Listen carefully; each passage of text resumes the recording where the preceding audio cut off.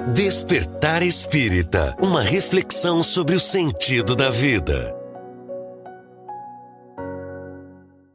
Está começando mais uma edição do Despertar Espírita, uma reflexão sobre o sentido da vida. E você acompanha sempre aqui na TV Diário, pode acompanhar também no YouTube. E no YouTube pode, inclusive, resgatar, recuperar edições anteriores do Despertar Espírita. Sempre com a companhia do Jorge Brandão, da Márcia Difo, do Diógenes Chaves, é claro, com a sua companhia. Hoje o programa vai ter como tema saúde mental e espiritismo. Qual é a relação do espiritismo com a saúde mental, Jorge Brandão? Bom, agradecendo mais uma vez a todos que nos honram com a audiência, né? Nós estamos aqui para falar de um tema de muitíssima importância e que a doutrina espírita tem muito a colaborar, né? E existe hoje mais de 3.000 estudos científicos que comprovam o benefício da espiritualidade em relação à saúde, tanto física como mental. São todos estudos científicos que estão divulgados e recentemente têm surgido cada vez mais estudos, né?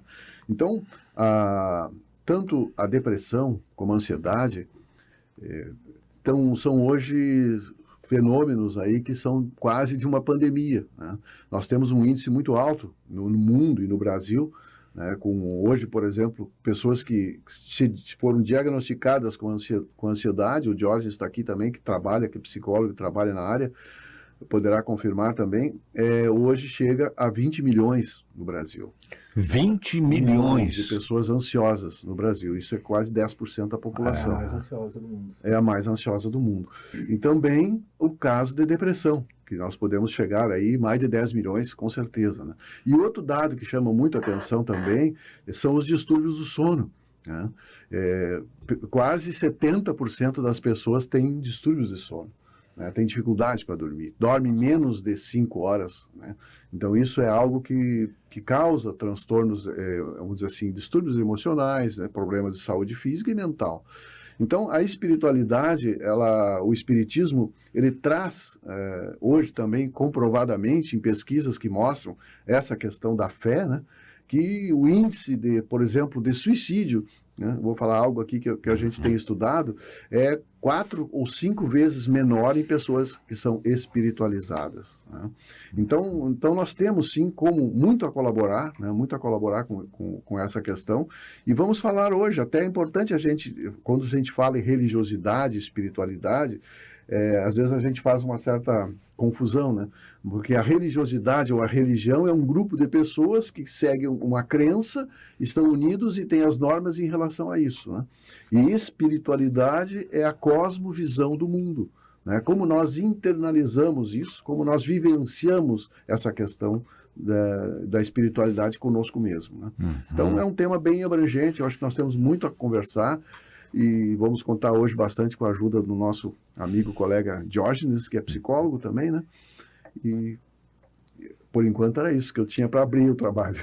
Muito bem, abertos os trabalhos, Márcia. Essa questão da espiritualidade é bastante interessante e é o que realmente faz uma ponte fantástica com a doutrina espírita, né? Porque tu sai daquele conjunto de normas, de dogmas, tu sai do processo da religiosidade, que seria a adesão ou não, dependendo das crenças e das convicções de cada um, e aí tu entra nessa questão realmente da espiritualidade, né?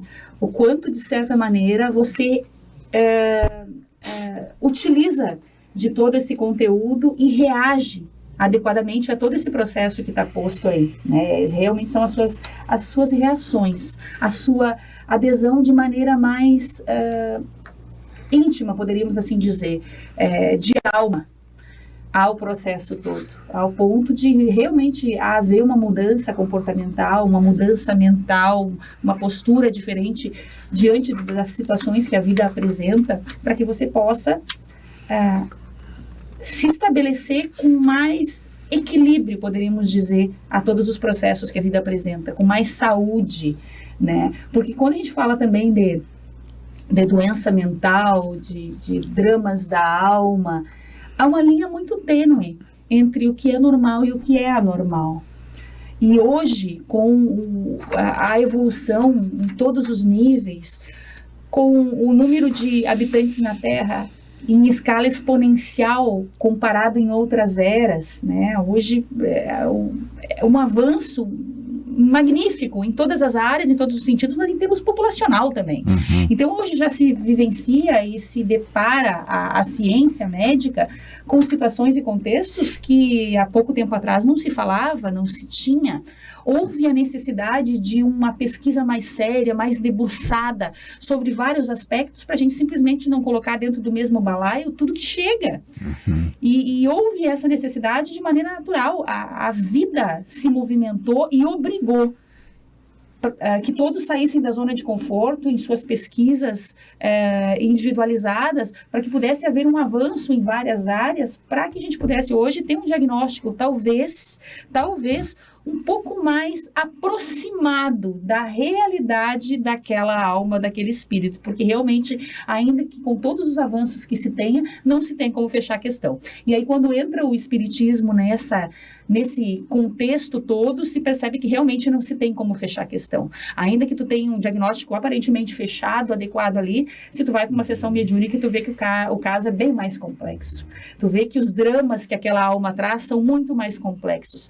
Então, se percebe hoje que, se você tratar apenas a patologia, né, como consequência de um processo, e não olhar para o espírito, que aí entra todas as doutrinas, todas as filosofias, todas as religiões, a doutrina espírita de um modo geral, que é a que estamos falando nesse momento, de maneira a fazer o seu papel, dar espaço para que ela possa adentrar nesse momento, no tratamento, na profilaxia, né, auxiliando nesse processo, a gente não tem clareza, não tem luz e às vezes nem eficácia.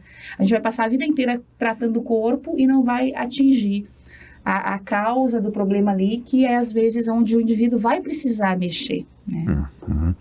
Diógenes, como alguém que está, digamos assim, nos dois lados, tá? No estudo da doutrina espírita, tá? Com esta visão do que a doutrina espírita oferece, oportuniza e ensina, e aí numa ampliação, como já foi dito pelo Jorge e pela Márcia, o campo da espiritualidade no geral, e trabalha muito com o campo da mente, na condição de psicólogo.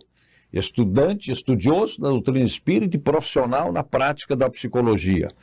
Quais são os pontos comuns? Onde é que saúde mental se aproxima do espiritismo e onde é que eles se afastam? Pois é. É que assim, a ciência hoje, a neurociência, muitos neurocientistas, eles ainda estão vivendo essa dualidade mente e cérebro. Né? Tanto que muitos neurocientistas vão dizer que quem produz a mente é o cérebro. Que a mente é um produto do cérebro. Quando se fala em consciência, quando se fala em subjetividade, psiquismo, eles botam tudo dentro de um balaio só, que está na mente. Só que quando a gente, por exemplo, vai estudar a doutrina espírita, Emmanuel, André Luiz, quando a gente vai estudar Viktor Frankl, Jung, né, eles vão trazer um terceiro elemento que a ciência ainda não tem considerado, que é o elemento inteligente do processo, que é o espírito. Então, na verdade, é cérebro, que é o hardware, o componente físico, a mente, que é o software, que é o programa, deixando simples para poder entender. E tem o programador, a força inteligente que manipula esses dois e tem poder sobre esses dois, que é o espírito. Então, a ciência não tem ainda como pegar o espírito e colocar no microscópio eletrônico. Então, muitas vezes, ele vai atribuir ou à matéria ou aos padrões mentais o adoecimento do sujeito. Mas aí vem um neurocientista espírita, Nobuo Fakuri, ele tem livros publicados, ele já está bem idoso. Sim. Mas ele vai dizer assim, ele vai dizer uma frase que é bem interessante, ele vai dizer que a mente é um produto de uma atividade metafísica, além da física, que instrumentaliza o cérebro através do livre-arbítrio do espírito. Então, aqui ele está deixando bem claro 3 elementos: cérebro, mente e espírito. Tem um comando por trás dessa mente aí. Tem um comando, que é onde entra a doutrina espírita. Né? A doutrina espírita, ela vai dizer assim, que toda a psicopatologia, Joana de Ângeles fala isso, está na alma. Está nos distúrbios da alma. nas angústias da alma. E a alma, lembrando, é o espírito encarnado. Por isso que a gente por isso que a gente fala do padrão mental adoecido, porque o espírito em si não adoece. O espírito é uma força inteligente que não adoece. Mas o que ele projeta da vida, as conclusões que ele tira da sua realidade, ele projeta num padrão mental. E é isso que adoece e que gera as psicopatologias. E é claro que isso ele pode somatizar isso também na parte física, porque quando ele reencarna, ele traz isso no seu perispírito, ele traz isso no seu arquivo. Então, todos os conflitos que esse espírito tem ao longo das reencarnações, ele vai plasmando no seu perispírito. E quando ele reencarna, ele traz isso para o corpo molda conforme o perispírito, e aí vai trazer uma patogênese, por exemplo, uma patologia, por exemplo. E aí, é claro, muitas vezes é necessário tomar medicamentos, como a esquizofrenia, como a bipolaridade, como a depressão endógena, por exemplo, e até a depressão que não seja, mas ela precisa de medicamento. A depressão, quando entra no caso de gravidade, ela precisa de medicamento. Então, o espiritismo também não desconsidera a medicina, o tratamento médico, porque às vezes é uma questão fisiológica, da matéria, mas que foi somatizado pelos conflitos espirituais. Sim. Então, a ciência ainda está muito nisso de cérebro e mente. Mas o espiritismo, né, e alguns autores da neurociência vêm considerar esse terceiro elemento do espírito. E eu sempre digo assim, quando eu estou na clínica, que eu estou trabalhando, por exemplo, o Jorge aqui é meu paciente, eu não estou atuando na psique dele. Eu estou atuando no Jorge, na força inteligente que pode atuar sobre o seu próprio psiquismo, reprogramando, reajustando, ressignificando. E é aí que vai vir a saúde mental dele. Então, é claro que é algo assim que precisa de muito estudo ainda, sim, mas tem um pouco dessa... Sim, é interessante, eu colaborando aqui, Jorge, o doutor Alexandre Moreira, que é um discípulo desse... Libor Facuri, que ele é um médico e tem pós-doutorado, né, é psiquiatra, tem pós-doutorado, e ele tem um grupo, né, muito sério que estuda, né, essa questão da espiritualidade na medicina, e ele já participa dos congressos mundiais, né, quando se trata de espiritualidade, que felizmente estão se abrindo, né, estão se abrindo cada vez mais, né, hoje é uma realidade. E aquela medicina que era considerada alternativa, hoje ela passa a ser integrativa. Né? E o doutor Alexandre fala algo que eu achei muito interessante, ouvindo a entrevista dele, que ele disse que as pessoas têm muitas vezes a tendência a querer simplificar as coisas. Se a pessoa tem fé, não, a minha fé resolve. Né? Se a pessoa é extremamente cética, não, eu tenho aqui a ciência que eu vou resolver. É um lado ou outro. Fica polarizado isso. Então, hoje a medicina está começando a trabalhar pelas pesquisas que estão sendo feitas e por vários médicos, tanto é que os médicos que são espíritas, né, que são como é o nome do grupo? Associação Médica? Associação Médico Espírita do mundo, tem no Brasil, tem em cada região, no mundo, cada cidade. São milhares de médicos, assim como os psicólogos espíritas, a Associação dos Psicólogos, são milhares. Então, há hoje uma convergência, felizmente, para essa questão da espiritualidade, né, mostrando que o cérebro é um instrumento do espírito. Né? E o que a crítica do Dr. Alexander, que ele é especialista e é psiquiatra, ele fala que hoje ainda a maioria, por exemplo, da psiquiatria, age sobre os efeitos, né? E deixa de lado a causa. Né, que a causa é espiritual. Então, quando se soma isso, né, que o Jorge está falando, quando consegue se somar o tratamento da saúde mental, de espiritualidade e junto com a questão cerebral, né, porque como tu falou que pode ser endógena, pode ser sim, né, partindo de um distúrbio orgânico, né? Isso acontece, não é frequente, mas acontece.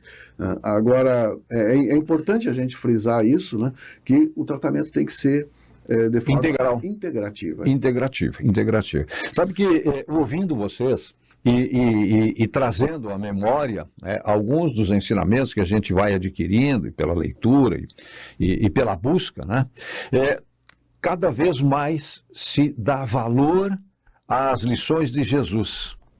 Porque Jesus foi tudo. Foi engenheiro, foi arquiteto, foi produtor, foi psicólogo, professor. Quando Jesus diz, está em João, capítulo 16, versículo 33, No mundo tereis aflições. Pronto. No mundo tereis aflições.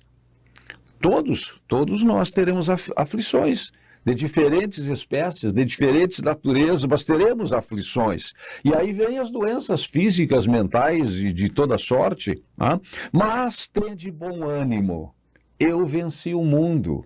E aí vem Kardec, né, na Gênese, capítulo 14, em 1868, falando do fluido cósmico universal, que é a fronteira, que é a forma de comunicação entre os vivos e os mortos, ou seja, entre o mundo visível e o mundo invisível, e traz essa questão que o Diógenes há pouco colocou, que para mim eu entendo como uma espécie de ata, né, do espírito, que é o perispírito, que é essa camada que faz a ligação entre o físico e o espiritual, ou seja, esse processo, tudo, eu fiz essa divagação para dizer que tudo passa pelo processo integrativo. E eu, como não sou da área de psicologia e sou apenas um estudante da doutrina espírita, as pessoas recorrem a mim, como recorrem a vocês, mas eu quero ir numa casa espírita para me curar. Eu digo, pode ir, indico várias, quer dizer, todas as casas espíritas, né? A que tenha mais facilidade de acesso, mas não deixa de procurar o profissional, seja médico, seja psiquiatra, seja psicólogo, eu tenho essa compreensão de que saúde é o todo, é o físico, mesmo que seja por um momento passageiro, nós estamos aqui de passagem, né? Mas também tem um componente espiritual, mas é preciso esse equilíbrio entre essas forças que nos tornam saudáveis, mais ou menos saudáveis, mais ou menos adoecidos. E aí vem toda essa questão de cada peculiaridade que pode ser estudada na sua especificidade, mas nesse contorno do tratamento integrativo entre corpo, mente e espírito. E dá para a gente dar um exemplo aqui bem simples, Vicente, com o processo da depressão. Por exemplo, se alguém vai procurar tratamento psicológico, por exemplo, né, com uma depressão grave, a pessoa ela chega na tua frente, ela não está acessível cognitivamente. Ela está num estado de vazio, de indiferença, ou muitas vezes de tristeza, que do ponto de vista cerebral, o pré-frontal dela não está funcionando direito, está atrofiado, e a região das emoções negativas está muito inflada. Então o cérebro entende que quando tu está diante de uma ameaça, de uma aflição, de uma situação difícil, tu tem que estar pronto para aquilo ali, para um processo de sobrevivência.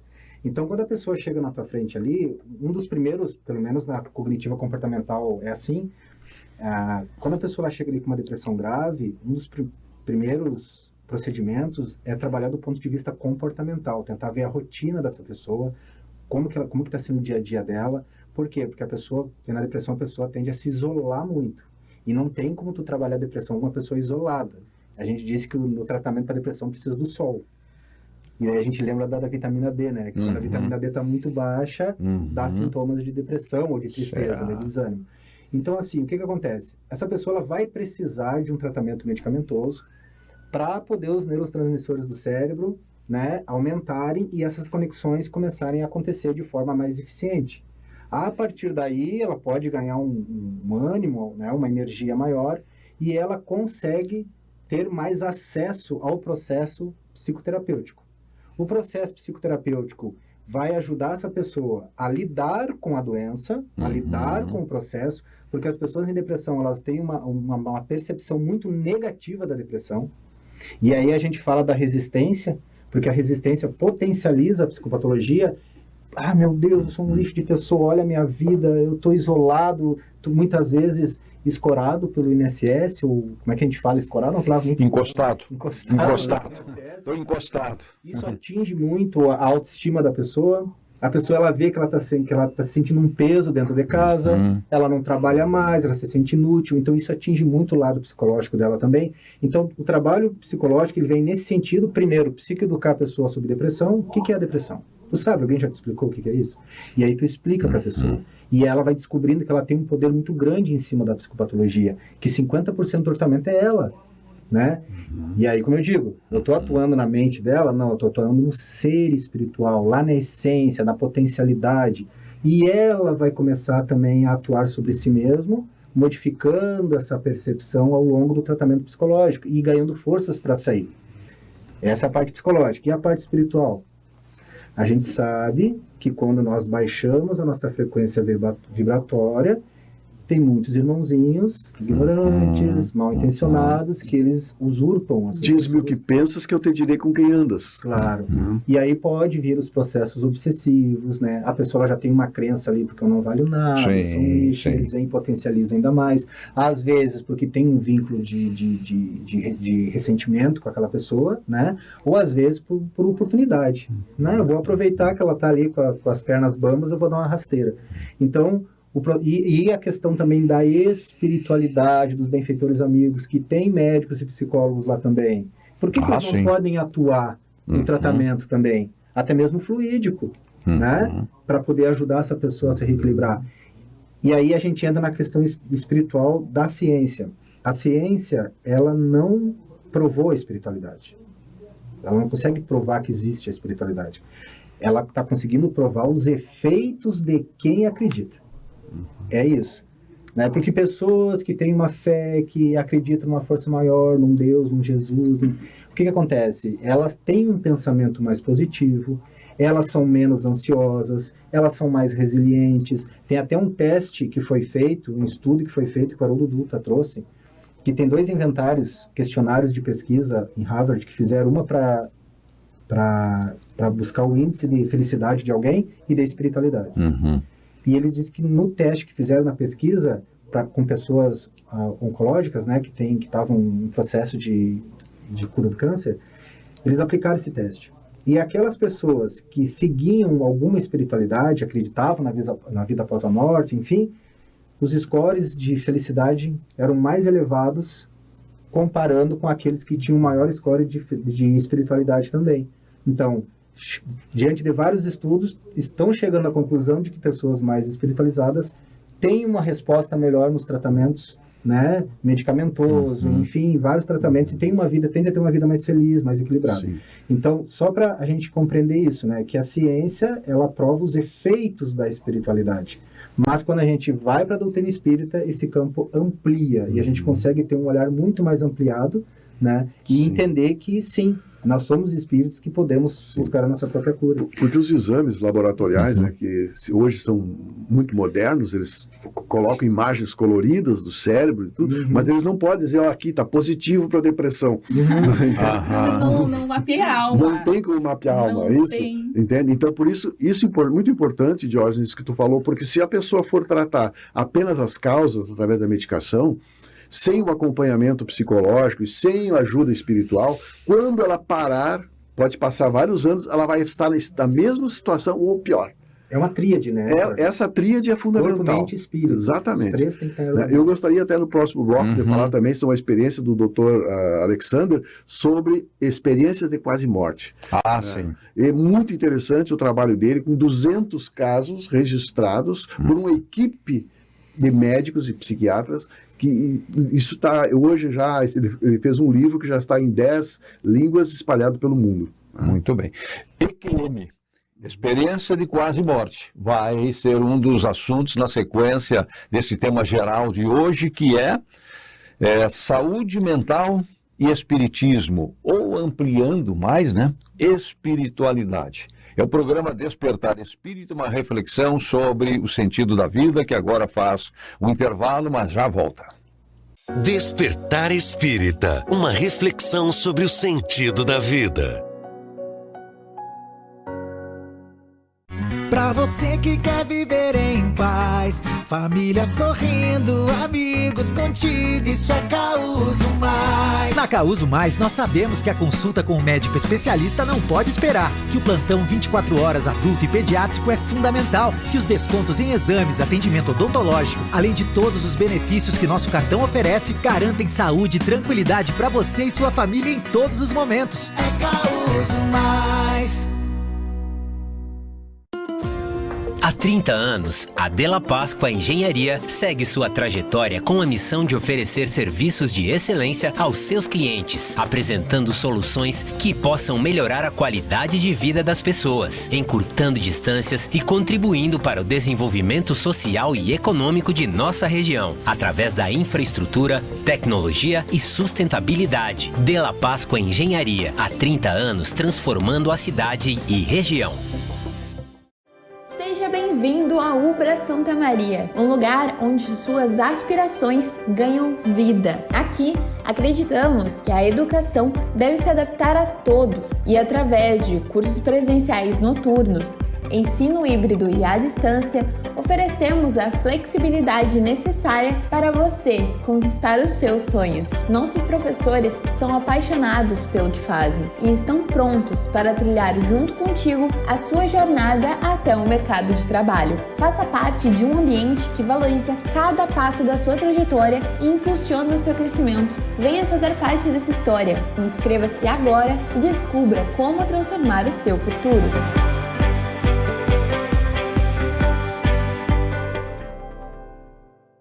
Na Unicred, você encontra soluções financeiras para todos os momentos da sua vida. E tudo com atendimento personalizado para você fazer as melhores escolhas. Afinal, na Unicred, o cooperado é o verdadeiro dono do negócio e participa dos resultados. Conte com linhas de crédito, seguros, previdência, investimentos e muito mais. Além, é claro, do Unicred Visa, um cartão aceito no mundo todo. Quando você escolhe a Unicred, escolhe cooperar para um futuro mais próspero. Escolha diferente. Seja um cooperado Unicred. Está procurando um local para a realização do seu evento? No centro da cidade, o Avenida Tênis Clube conta com a estrutura perfeita para atender às suas necessidades. Formaturas, casamentos, festas de aniversário, palestras, convenções e muito mais. Contamos com diversos salões para todos os tipos de eventos. Confira em nosso site www.atc.esp.br ou ligue na Secretaria do Clube 30 3381 11. Faça agora sua reserva e garanta o sucesso do seu evento. Despertar Espírita, uma reflexão sobre o sentido da vida.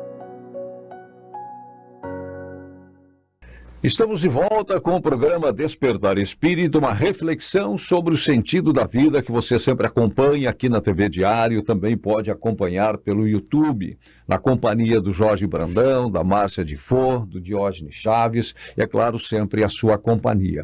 Hoje estamos tratando de saúde mental e espiritismo, saúde mental e espiritualidade. E o Jorge Brandão deixou um gancho aqui no final do nosso primeiro bloco, que é alguma coisa que sempre também desperta muito o interesse das pessoas, que é a EQM, experiência de quase morte. O que é isso? Quais os registros que se tem? E tem também uma outra questão que eu já gostaria de deixar registrado para uma abordagem ainda nesse bloco, que é a questão da esquizofrenia, que é uma das manifestações de, pode chamar de doença mental, Diógenes? Sim. Também? É uma patologia. Patologia. Então, EQM, Jorge Brandão. Bom, um dos maiores especialistas nessa área de experiências quase-morte é o Dr. Alexander, que, como nós falamos, ele tem um pós-doutorado, né? Ele é psiquiatra, tem pós-doutorado, e ele trabalha com equipe de profissionais também, psiquiatras e médicos, num trabalho seríssimo. E ele tem registrado os 200 casos assim que mais chamaram a atenção dessas experiências. Está no livro ali, Jorge, Eu já te digo aqui que é um nome que a gente já recém está conhecendo esse livro e às vezes demora. E esses casos Ciência da vida após a morte. Ciência da vida após a morte. Então, esses casos estão registrados e são casos assim muito convincentes, né? Uhum. Que os médicos não têm o que questionar, né? Alguns exemplos que ele falou nesses casos, por exemplo, de um senhor que estava com morte cerebral, parada cardíaca, morte cerebral, e depois foi ressuscitado, vamos dizer assim, através da massagem cardíaca, choque ali. E quando ele voltou, depois, passado um dia, a enfermeira chegou com aquele carrinho ali, né? E aí ela disse assim, tu pegou meus óculos, eu não achei, não sabe onde é que tá, tu sabe onde é que tá meus óculos? Ela disse assim, por quê? Eu não sei dos seus óculos. Não, mas foi colocado em cima do teu carrinho, né? Meus óculos, e quando esse carrinho ficou lá, quando eu saí do meu corpo, eu vi ele em cima daquele armário lá. Opa! Em cima daquele armário. E aí foi lá, o óculos estava lá. entende? Então, assim, ó, é uma experiência fora do corpo, no momento que o cérebro está parado, né? O cérebro está sem nenhum sinal, né? Então, comprova que o cérebro é um instrumento da nossa alma, da nossa psique, da nossa mente, né? Então, há que separar essas questões. Por isso é muito importante, né? Que mente, consciência e alma estão à parte do que é material. Né? Então, essas são 200 casos, é muito interessante, né? Eu já traduzido em várias línguas, né? E essa experiência do Dr. Alexandre, que ele é médico, psiquiatra e é espírita, mas ele faz questão de trazer um grupo de profissionais com ele, para que não haja nenhuma tendência. Ele quer o trabalho dele é muito semelhante de Kardec. Ele quer provar que tentar achar uma prova que não é, mas é. Entende? Que as coisas são assim. E falando em Kardec, é bom a gente lembrar que em Obras Póstumas, Kardec fala o seguinte: o espiritismo bem compreendido e, sobretudo, bem sentido é o melhor antídoto contra a loucura e o suicídio. Claro que naquela época a palavra loucura não existia ainda essa amplitude, né, das doenças mentais, dos distúrbios mentais, então se usava o termo loucura, né? Então o espiritismo realmente, ele bem compreendido, como diz Kardec, bem sentido, ele nos traz o que é muito importante, que é a questão do sentido para viver. Sim. Ele nos traz as respostas que sempre, assim, foram curiosidade de todo mundo, né?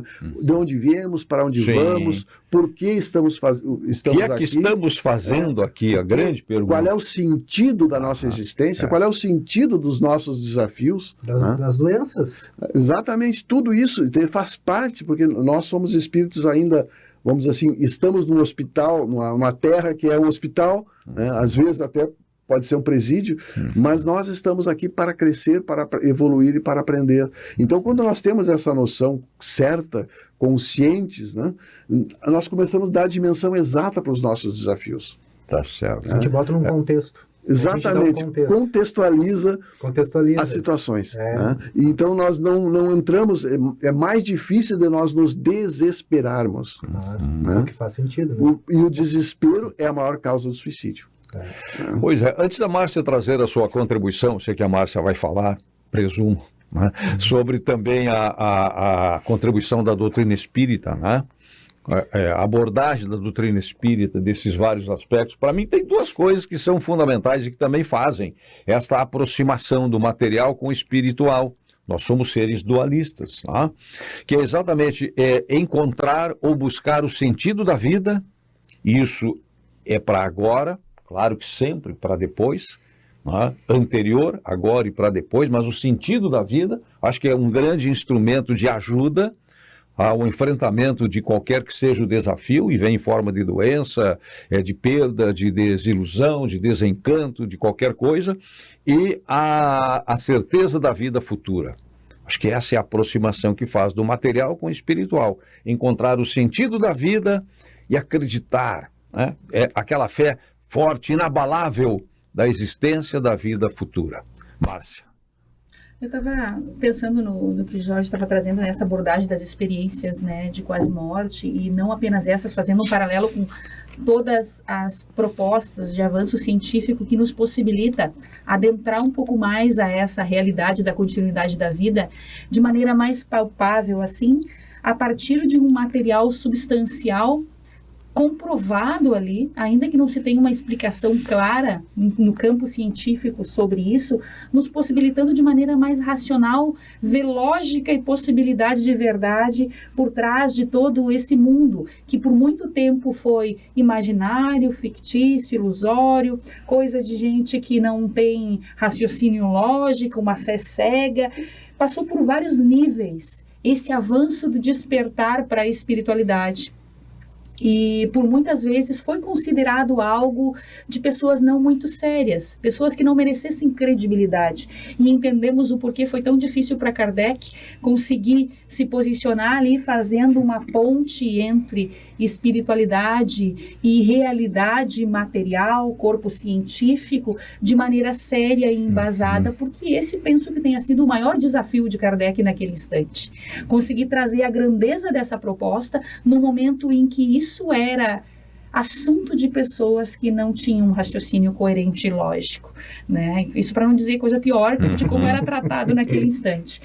E a gente começa a perceber por aí, a partir de todos os avanços científicos, né, trazendo um embasamento para que a gente consiga adentrar nessa espiritualidade, nessa mudança comportamental, entendendo a doutrina espírita como um assunto sério, né, que se há algum destoamento, alguma dificuldade de interpretação ali, está por conta dos equívocos dos homens, ali lidando com aquele aparelho, com aquela proposta, e não, na verdade, da doutrina, que ela traz todas as verdades ali, e que se realmente a gente se debruçar num estudo sério, vai perceber que não há incoerência, que ela caminha de fato lado a lado com a ciência, possibilitando que essa cortina do invisível se abra de maneira mais palpável para todos nós, porque é esse o objetivo da espiritualidade, que a gente tenha esse material embasado aí para racionalmente trabalhar, utilizando na nossa vida prática, nos colocando numa condição de receptividade com relação à espiritualidade de forma diferente, para acessar melhor esse mundo, a partir de toda aquela questão ali dos estudos sérios que possibilitam a visão da continuidade da vida, porque muda tudo. Sem dúvida. Eu sei que não começou aqui, que essa problemática tem uma causa maior, ainda que eu não consiga compreender agora. É claro que no primeiro momento se trabalha a consequência. Alguém chega com um transtorno, um distúrbio, uma situação, é medicina prática. É remédio, é tratamento profilático ali de maneira mais intensiva, é uma condução talvez para uma internação, num caso mais grave, mas depois, paralelo a isso, posterior a isso, há de se atentar todos aqueles que estejam envolvidos no processo para a necessidade desse olhar realmente para a causa. Porque senão a gente vai realmente enxugar gelo e novas consequências vão estar postas ali, e às vezes numa consequência mais grave, porque beiram suicídio determinados transtornos, aonde muitas vezes pode até ser eclodida por conta de uma sensibilidade mediúnica, porque a linha é muito tênue entre mediunidade e transtorno mental também.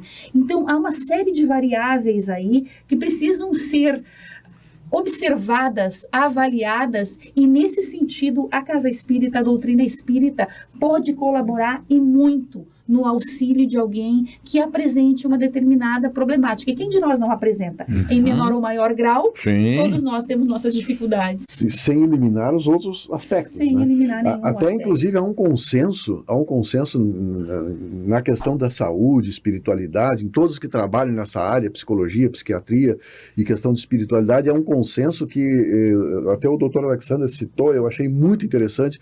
Ele diz que são 3 pilares para conseguir superar a saúde mental, as doenças, né? As doenças que são relacionadas a distúrbios, né? Mentais. Ele disse, em primeiro lugar, buscar ajuda. Né? A pessoa precisa buscar ajuda. Né? Segundo lugar, não terceirizar a culpa. Dizer assim, não, eu estou assim é por causa do governo, é por causa do meu vizinho, entende? Chamar para si a responsabilidade, que a gente tem condições, sim, né, de enfrentamento, buscando ajuda, buscando apoio. E a terceira, persistir, ter paciência, porque o processo, às vezes, é longo. Mas ele é possível de ser superado, né, quando se une forças, né, entre espiritualidade, psiquiatria, psicologia, né, isso é possível. Então é muito importante isso para que a gente reflita sobre isso, né? Diógenes, desculpa te atropelar mais uma vez, mas é que eu estou aqui pensando na questão da esquizofrenia, porque até foi uma solicitação de uma telespectadora, né, que está enfrentando um problema com familiar com esquizofrenia. Onde é que entra a espiritualidade? Qual é a contribuição que o espiritismo pode dar para enfrentar, né, tanto a pessoa hoje com esquizofrenia e o familiar ou os familiares? Tá. Bem rapidinho primeiro, só para não esquecer. Sim. De uma história que um médico contou, que ele chegou, tinha um paciente muito ansioso e a pressão sempre bem alta, né? E ele era muito ansioso, muito tenso. Uma paciente, uma mulher. E aí, claro, quando a pessoa está muito ansiosa, muito agitada, muitas vezes o tratamento fica mais difícil, até o efeito dos medicamentos fica mais difícil de acontecer.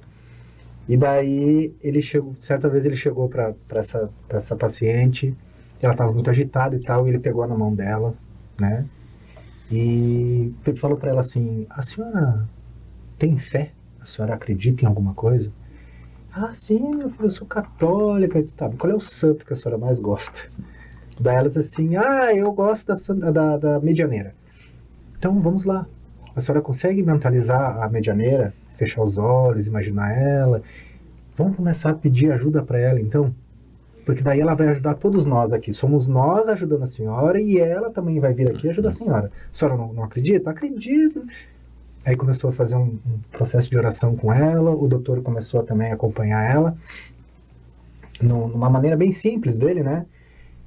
E com o tempo ela foi acalmando. Foi serenando, foi acalmando. Os batimentos cardíacos foram diminuindo.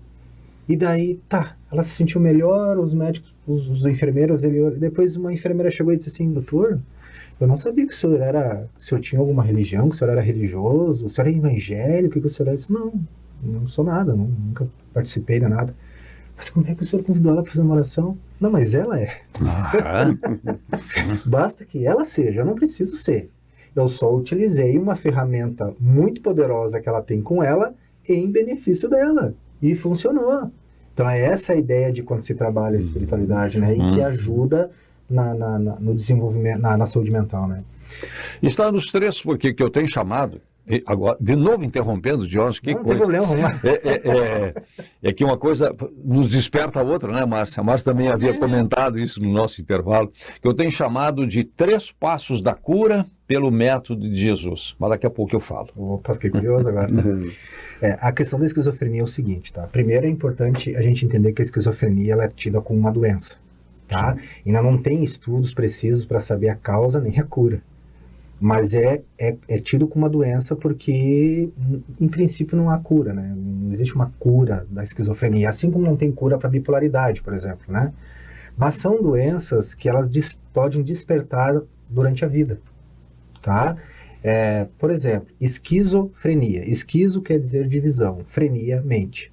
Então seria uma divisão da mente, né? É como se a pessoa oscilasse entre realidade e fantasia, né? É um tipo de psicose. A psicose é quando a gente sai fora da realidade. Então a pessoa, por exemplo, começa a dizer que os ETs implantaram um chip nela e agora estão rondando a casa dela. Tá? Isso é um delírio, né? Ela está saindo da realidade. E a alucinação é quando ela está dizendo que está enxergando algumas pessoas ou ouvindo, tá? E eu já questionei, já tive pacientes, e tenho, né, pacientes com esquizofrenia, diagnosticados com esquizofrenia, e eu questiono, tá, mas quem é que fala contigo? É a tua voz? Essa voz é a própria tua voz? Ele diz, não, é a voz de pessoas que eu já conheci. Né? E que ficam me botando para baixo, ficam dizendo que vão me pegar, eu fico só coisas negativas. Tanto, e pessoas rondando, e realmente enxerga, né? Porque o esquizofrênico isso é real, né? Então primeiro tu tem que entrar, né, na alucinação dele para tentar entender o que aquilo está dizendo para ele, né? Mas o que acontece? A pessoa ela pode reencarnar, vamos dizer assim, e ter uma vida saudável durante a infância, durante a adolescência, e de repente ela pode passar por uma situação na vida que pode desencadear a esquizofrenia. Né? Então ela nasce com uma predisposição. Tem pessoas que têm predisposição e tem outras que não têm. Então eu posso passar por um evento traumático, o mesmo evento traumático que a Márcia passar, e a Márcia começar a ter sintomas estranhos, a começar, entre aspas, a viajar muitas vezes, né? A ter percepções distorcidas, sem sentido, sem nexo. E eu não. E a Márcia poder desenvolver um quadro de esquizofrenia, né? Porque o impacto emocional, aquela situação ali, produziu isso, né? O uso de drogas também, drogas ilícitas, entorpecentes, né? Então tudo isso pode... A própria maconha, já tem estudos dizendo... O álcool também. O álcool, ao longo, né, se a pessoa já é predisposta, ela pode desenvolver um quadro de esquizofrenia, né? Nós temos uma novela que passou, que era acho que era Thales, não lembro o nome do personagem, que o pai dele começou a botar tanta pressão na cabeça dele que ele tinha que assumir a empresa, e muita pressão, e o pai totalmente tóxico ali, e oprimindo ele, que chegou uma hora que ele surtou. Ele teve um surto, e ele desenvolveu esquizofrenia. Por quê? Não é que todos que vão passar por isso vão desenvolver, mas tem uma predisposição para isso. Bom, a esquizofrenia, a pessoa precisa tomar medicamento, óbvio, né? Antipsicótico, tá? Ela precisa tomar medicamentos para diminuir a alucinação, para diminuir os delírios, né? E o tratamento psicológico vem em que sentido? Também, para ajudar a pessoa a lidar com esse transtorno, para ajudar a pessoa a lidar com a esquizofrenia. O paciente esquizofrênico, ele vai ter uma autoestima muito baixa, ele vai dizer que ele não presta para nada, ele tem muito medo das vozes, porque um me relatou assim, eu tenho medo de agredir minha mãe, porque as vozes ficam me mandando fazer isso, e eu tenho muito medo de fazer isso. Então eles desenvolvem um sofrimento pelo sofrimento da esquizofrenia. Então é um sofrimento duplo. Então a psicologia, ela vem para ajudar essa pessoa a lidar com essas vozes, com essas alucinações, e também lidar com a própria doença da esquizofrenia. E o espiritismo entra onde aí? Pelo mesmo motivo também, porque quando essa pessoa está num processo assim, ela vai receber muitas influências espirituais também que potencializam ainda mais a ponto de se confundir a alucinação cerebral com a alucinação espiritual. E aí muitos dizem, mas não é só um caso de mediunidade. Tem diferença, porque a mediunidade, a pessoa ela pode ter as visões, mas ela não se desestabiliza. Exatamente. Ela não alucina, ela não vai delirar. Ela tem uma vida normal. Ela pode sentir um medo, muitas vezes, para não lidar com isso. Ela pode sentir um certo pavor, mas quando é bem trabalhado e alguém orienta, ela não entra em surto, por exemplo. E o limite até está entre a esquizofrenia e a mediunidade, é que a esquizofrenia altera totalmente a tua vida. Com certeza, fica isolado. Tu fica totalmente refém. Agressivo. Tem os sintomas, claros. E a mediunidade não, tu tem como controlar, tu tem como educar, tu tem como trabalhar. Claro, tu organiza, é possível organizar a pessoa dentro da mediunidade, né? E a questão do caso da esquizofrenia é que a pessoa, ela vai ter como o Jorge falou, ela vai ter um problema funcional na vida, muito grave. Ela não vai conseguir trabalhar, ela não vai conseguir se relacionar, ela vai se isolar muito, ela vai ter muitas crises de ansiedade. E às vezes até um processo obsessivo pode desenvolver a esquizofrenia. Porque às vezes a perturbação do espírito é tão grande em cima da pessoa que ela pode se desorganizar também por ter uma predisposição e entrar na esquizofrenia. Por isso que alguns dizem assim, esquizofrenia é só obsessão. Nem sempre, às vezes dá E uma colaboração última aqui pelo tempo, eu sei que Viktor Frankl, ele contrariou Freud, porque Freud colocou que quando o homem está em grande dificuldade, ele se transforma num animal. Sim. Ele fica totalmente animalizado. E Viktor Frankl, através da experiência nos campos de concentração, ele provou o contrário. Claro. Que diante da pressão, o homem mostra o que ele é. Não necessariamente ele se animaliza, mas ele mostra o que ele realmente é. Inclusive, Frankl falou que muitos saem de uma situação de estresse melhores do que antes. Né? Eles têm essa capacidade de absorver, aprender e se sair depois mais fortalecidos. Então, há essa possibilidade, existe, isso acontece nos tratamentos, né, que a pessoa passa por uma situação dessa e depois ela sai mais forte. Isso, e é bom lembrar que a pessoa, se ela faz um tratamento bem direitinho, com medicamento, com tratamento psicológico, até mesmo espiritual, ela pode ter uma vida praticamente normal com qualquer um, mesmo tendo esquizofrenia. E tem pessoas que têm bipolaridade e ninguém imagina que tenha. Sim, e pode inclusive ajudar outras pessoas. Ajudar outras pessoas a ser úteis e voltar a trabalhar e ter uma vida normal. Só que elas precisam de ajuda para elas entenderem isso. Acho que essa é a principal mensagem que a gente deixa aqui, né? Porque a gente está atuando aonde? No ser inteligente, na essência, lá onde está toda a potência de autocura, que é no espírito. Né? Senão a pessoa fica só com medicamento, achando que atuando no cérebro, na matéria, vai resolver. Sim. Não, tem algo muito mais profundo aí que precisa ser tocado, atingido, né? E o nosso tempo se esgotando. Pois é, eu ia dizer, e como é muito profundo, o nosso tempo não esgotou. Todas as observações, comentários, enfim, que a gente gostaria de fazer. Mas traz esses 3 passos aí. Os 3 passos. 3 passos é rapidinho, quem sabe para uma abordagem futura. Estão nas lições de Jesus. Quando alguém buscava a cura, qual era a primeira pergunta de Jesus? O que queres que eu faça? Para o cego que foi buscar cura, o que o cego ia querer? Recuperar a visão. Jesus sabia, mas perguntou, o que queres que eu faça? Tem que querer. Tem que querer. E tudo isso já foi dito aqui. Tem que querer, tem que fazer escolhas e assumir a responsabilidade pelas escolhas. Tem que querer. O que queres que eu faça? Segundo a observação de Jesus que foi dito, tua fé te salvou. A importância da fé, a importância da oração para a medianeira. A importância da fé da pessoa, né, que acredita nisso. Tua fé te salvou, não fui eu que te salvei. Transcender. Não, Jesus não colocava nas redes sociais, eu salvei mais uma vitória. Não, tua fé te salvou. E a terceira, vai e não voltes a pecar. Vai porque a vida é movimento. Persiste, resiste, tenha resiliência, paciência. Vai e não voltes a pecar. Não busca de novo a cura repetindo os mesmos caminhos anteriores, os mesmos erros anteriores. Compreenda a mensagem da doença. Exatamente. Os 3 passos de Jesus. A escolha, a importância da escolha, da fé e da mudança, né?